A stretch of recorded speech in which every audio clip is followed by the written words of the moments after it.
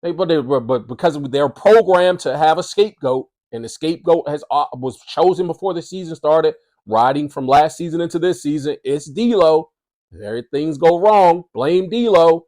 Oh, God forbid you should rely on Anthony Davis and rely on LeBron James to do what they're supposed to do as the top paid players for the team, as the supposed ESPN ranked number 7 player in the league, LeBron James.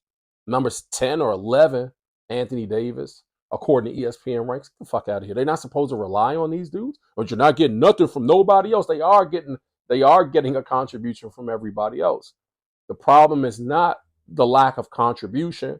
The problem is the lack of continuity from game to game in terms of how they're playing. Yo, what's good, everybody? My name is Cosmic, and I want to welcome you to my channel, Opinion Stated, where I give unfiltered, opinionated sports takes. Let's go.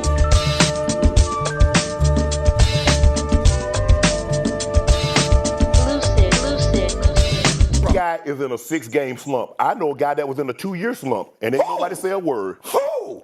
Who? Would it be because he was a 6-time champion? Whoa! Would it be because he was undefeated in 6 trips to the finals and MVP in every single final? Could it be because he was unquestionably the greatest player that God has ever graced the basketball court with? You mean that's the reason why? Look at them numbers. Look at them numbers. Look at them numbers right there. Now, one guy was in year 22. Look at them numbers. Molly. My Lord. Hold on, excuse me. Are you really going to compare that to the softest putty game that today? I mean, it's like listen. Today's NBA game. Bring that monitor closer. I gotta see that monitor. Bring that closer for me. The man of steel right there. That's why he's smiling like that, because I got him. You know good and damn well today's NBA game is tantamount to flag football compared to what it was in the 80s and early 90s. You got to be kidding me. You can't compare the two. Man, shoot 29%. Resistance matters. What? 29%.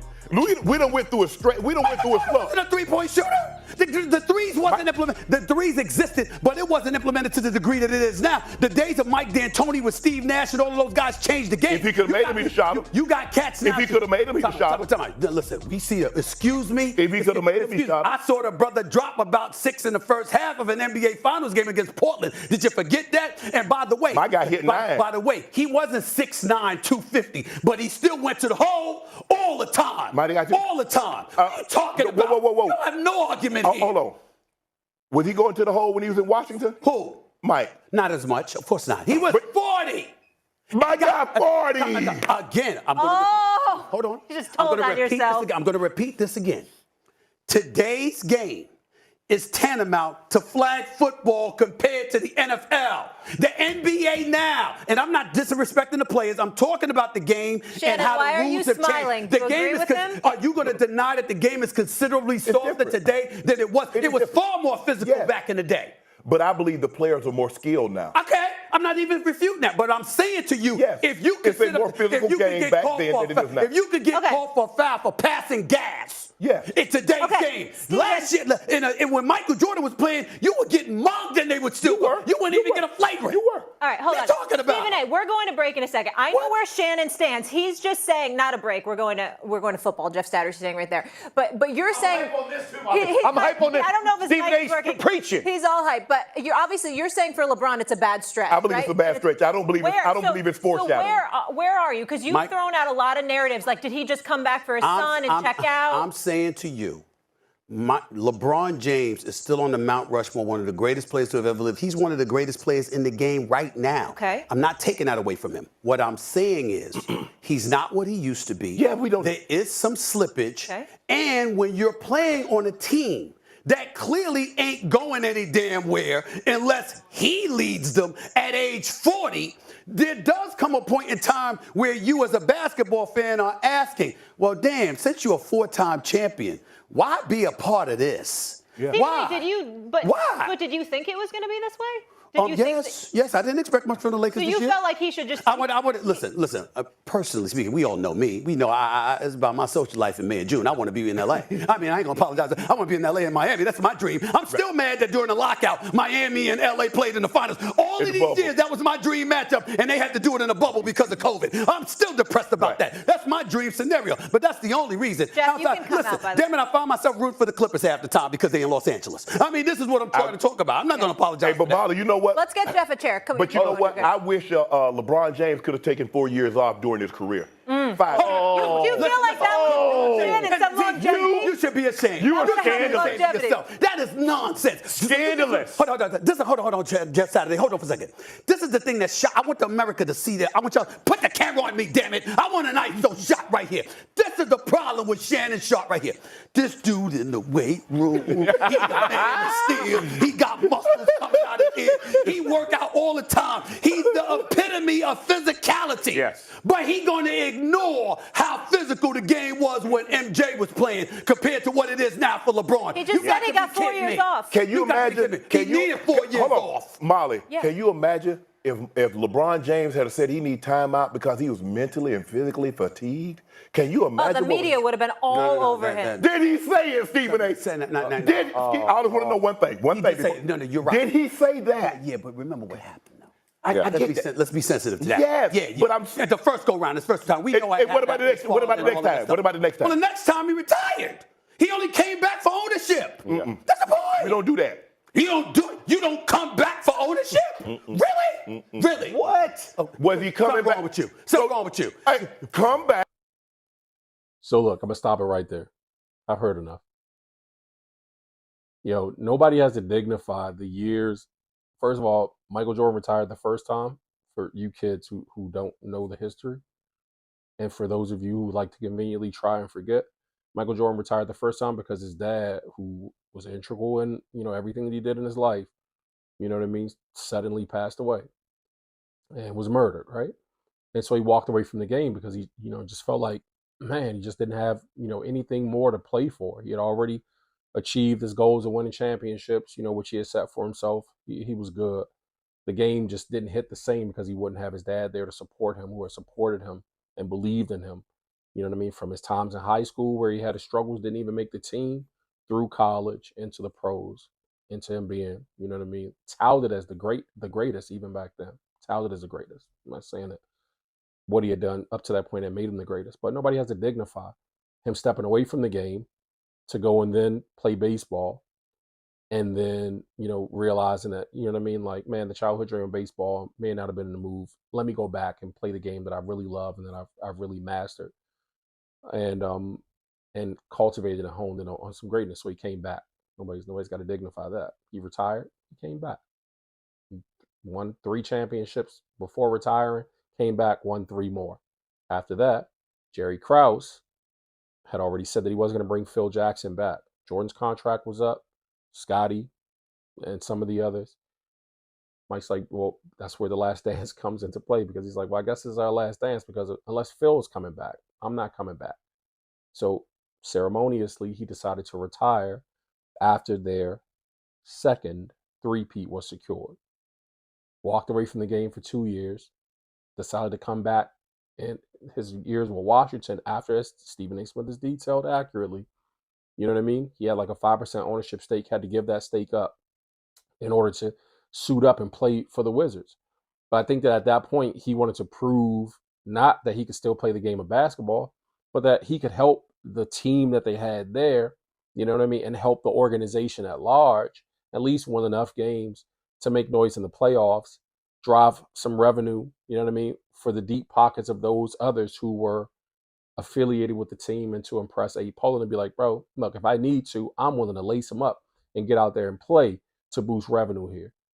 Can any of you,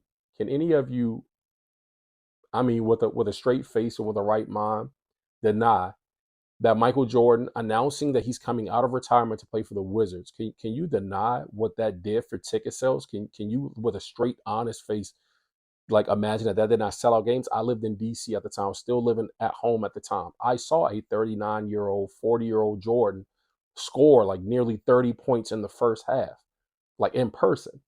I was able to go to the game, so I was one of those people buying tickets too, because Mike's playing. So that notwithstanding, you know what I mean? I want to talk about this idea that, can you imagine if LeBron had taken the time off that Jordan's taken off? You guys can do the research on the stats statistically for yourself. Before tearing his ACL, which he tore his ACL, knew that he tore his ACL, MCL, one of them, Michael Jordan, I'm speaking of, and still deciding to play on it, not to end the season early and get hurt like he decided to play on it. This dude had a tore up knee, still kept playing. He was averaging 25 points a game. Came back and played in a few more games before shutting it down his first season back. And that's how his average during that age 39 season went down to 20. But he was averaging 25, and the Wizards were actually on pace to make the playoffs. Had he actually played in the second year that he did play, where he was getting his knee drained after the surgery and all of that, if they had the play in back then, you know what I mean? Like, not just the top 8 got in, but if they had the play in situation where 9 and 10 get a chance to compete, then Jordan's teams would have at least made the play in, like many of LeBron's Lakers teams. That's neither here nor there, because I just hate when people use these arguments and don't give context. That shit really pisses me off, bro. Because they're trying to rewrite history just to be right in an argument, and that's just bogus. It's baloney. That's why I don't respect these guys. You lose all credibility when you start arguing silly shit without context, without giving context to it. I want to provide some more context. The question was posed, man, we have 4 years off. You have 4 years off. Let's take the first retirement notwithstanding. He won 3 championships, worked himself, Jordan, back into shape to come back and win 3 more championships after 2 years off. To win 3 more after 2 years off. So this dude was greatness, bro. He's greatness personified. This after the second retirement, the 2 seasons, of not playing, and then signing on with the Wizards. So that in perspective, that's counted with the other 2 in between to say 4 years total that he walked away from the game. And man, if LeBron would have had that, he would have been cool. And give then some context to those last 2 seasons, that he wasn't even playing basketball at all. So to work himself then back into some playable shape, to still average 20 plus a game is crazy work. It speaks to this dude's greatness and his mentality to just not play ball and all of a sudden work yourself back into this fucking crazy work. It's crazy work. Props to Jordan for that. But this notion of LeBron James in the 4 years. Would you guys believe that LeBron James has missed 229 games in his career? 229 games so far in his 22-year career. 229 games is an average of almost, it's like 2.8. It's like 2.8 full seasons that he's almost taken off 3 full seasons. He's missed 3 full seasons, 11 more. He's going to miss 11 games this season, so just mark my words for it. They're already setting him up to low manage him, to give him some nights off because he needs a fucking break because he's an old-ass man, basketball-wise. With the amount of miles that he has on those limbs, those wheels, those knees, that back, he's old, bro. It's okay. But he's going to miss some games this season. So when he hits, you know what I mean? What do we have? 11, 2, 4, 6, like 17 more games. Oh, he'll miss 17 games this season. And when he misses 17 games this season, that's 3 full seasons of games that he's missed throughout this career of longevity. There's all this durability that you guys claim that he has. It's like ridiculous, bro. So he doesn't need to take 4 years off. We don't need to imagine what would happen if LeBron James took 4 years off. He's already missed nearly 3 while he's been playing. We've watched him and not seen him for almost 3 seasons while he's been playing for 22 years. The fuck out of here. You guys have to stop doing these or without context, you know what I mean, arguments, bro. It's so weird. It's so weird because the numbers don't lie. You just go back and research them and just look them up. 229 games, bro. Men lie, women lie. Numbers don't lie. Man, has missed a lot of games. Missed a lot of games. So anyway, I just wanted to make those as points here, man. That's been the basis of this particular episode. Man, let me know what your opinion is. Share your opinion in the comment section. I just wanted to kind of go through and detail some of the silly shit that I heard, and that, you know what I mean, like, turns my stomach, man. Stands to reason again why I don't indulge in listening to these talking heads on TV argue moot points and keep silliness going without giving context to the arguments that they're making. It's all weird. It's just shouting matches for no reason, and you know what I mean, like this desire to win a debate when, man, the truth doesn't need any support. The truth stands on its own. I don't have to debate the truth with you. I just have to share the truth. Whether you accept it or not is on you. I want to thank you guys for tuning in once again to Opinion Stated. My name is Cosmic. Like this video if you haven't already. Subscribe to the channel as well. I will catch you guys in the next one. Until then, blessings.